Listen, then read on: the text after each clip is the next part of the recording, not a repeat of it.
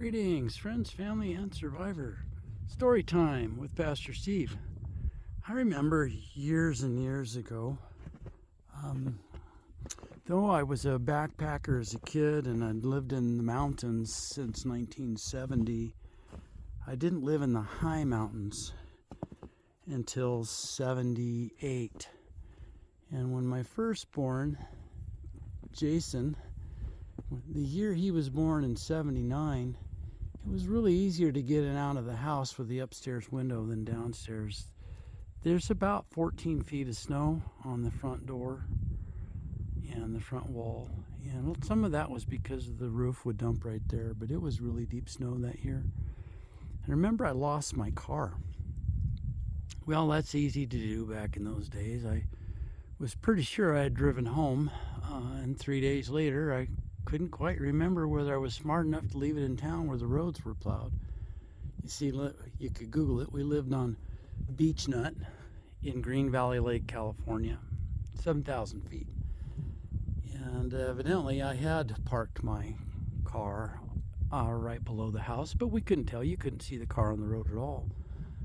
So we would walk to town and get our groceries, and one day I'm coming back and I looked down on the trail approximately where the road was, and I noticed orange. Well, that's the roof of my car.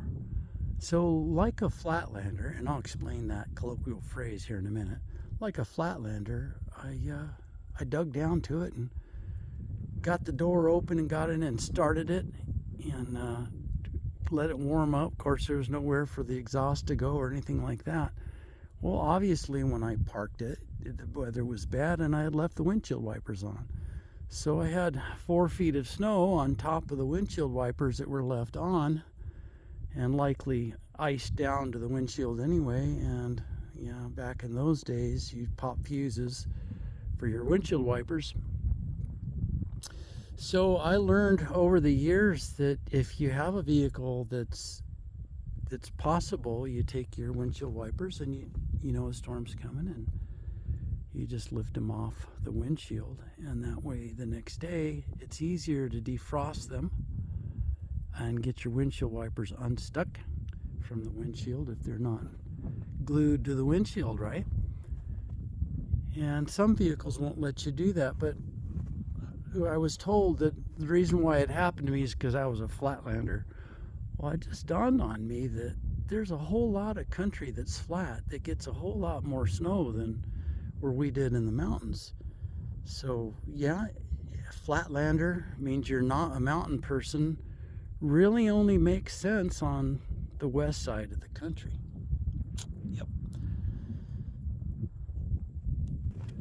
But there is a saying, mountain life is hard, especially in the steep country. I'm kind of up against the edge of the mountain here. Fuego's right behind me in our backyard. And I've lived in the steep mountains, and it is very challenging, and the snow can come over a foot an hour. And you learn a lot in mountain life, especially if you're in a small community and you can get snowed in for weeks or months at a time. And something you notice about those small mountain communities, the mountains, it's a statement, the mountain won't tolerate no fool. And it's because if you don't take care of business, you're not going to make it. And then you become a burden on everyone around you. And generally, they'll help you through your first winter. But if you don't get things together, get your wood put up and your supplies in, the following year, people are just going to let you learn the hard way. And I think that's what it means about the whole issue of Flatlander people, where they're used to just being able to hop in the car or walk to the store. That's simply not the case when you're miles and miles up some canyon somewhere, right? But the real issue is, do we learn? Do we learn from the past? Do we learn from our mistakes? And that's a real critical thing. And I like what the Apostle Paul said, one thing I do, forgetting that which is behind, I press on for the goal, for the high calling in Christ Jesus. So let the past be past at last and move forward in faith, move forward in following Christ. Learn from your mistakes. God allows U-turns, and if we confess our sin to Him, He's faithful and just to forgive us our sin and cleanse us from all unrighteousness. Okay, hope everybody's doing well. We're having a blast. Have a wonderful day.